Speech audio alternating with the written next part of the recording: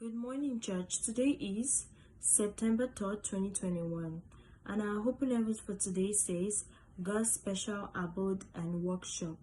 Our memory verse is taken from 1 Corinthians chapter 3, verse 16, and it says, Know ye not that ye are the temple of God, and that the Spirit of God dwelleth in you? Our Bible passage is taken from 1 Corinthians chapter 3, verse 16 to 17.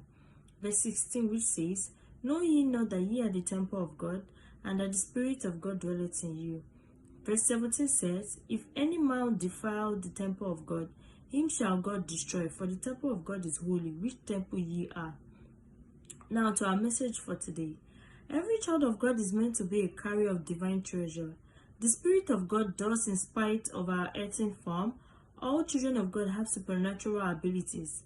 Because of the presence of God within us, God can work through you to achieve greater things.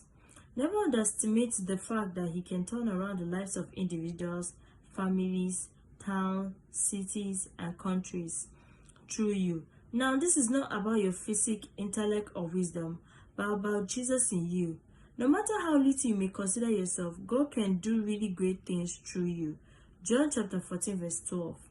In Acts chapter 27, verse 27 to 44, it says, Paul was just a prisoner on board a ship, transporting him and some other prisoners to Rome.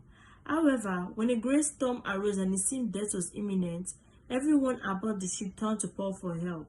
Paul was able to lead everyone aboard the ship into safety because of the presence of Jesus Christ in him. You can also become a successful leader. You can be the one to proffer a solution to that life-threatening situation. You can bring tears of joy rather than tears of sorrow to that brother, sister, or neighbor. If only you would realize that the presence of God in your life has already furnished you unto all good works. 2 Timothy chapter 3, verse 17. We must, however, keep our verses clean if we want God to abide within us. 1 Corinthians chapter 3, verse 16. Isaiah chapter 52, verse 11 says, Depart ye, go ye out from thence, touch no unclean thing, go ye out of the midst of her, be ye clean, that bear the verses of the Lord. The ark of the Lord was in Obed-Edom's house for 3 months, and God blessed him tremendously.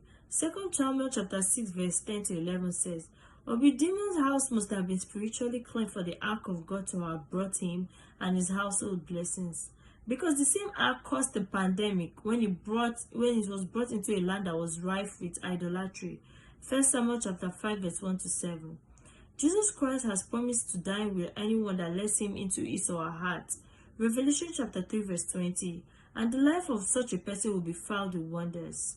Have you laid your heart out for Jesus Christ to come in and be filled with wonders? And now to our prayer point. Father, make my life your special abode and workshop. Please perform wonders through me in the mighty name of Jesus.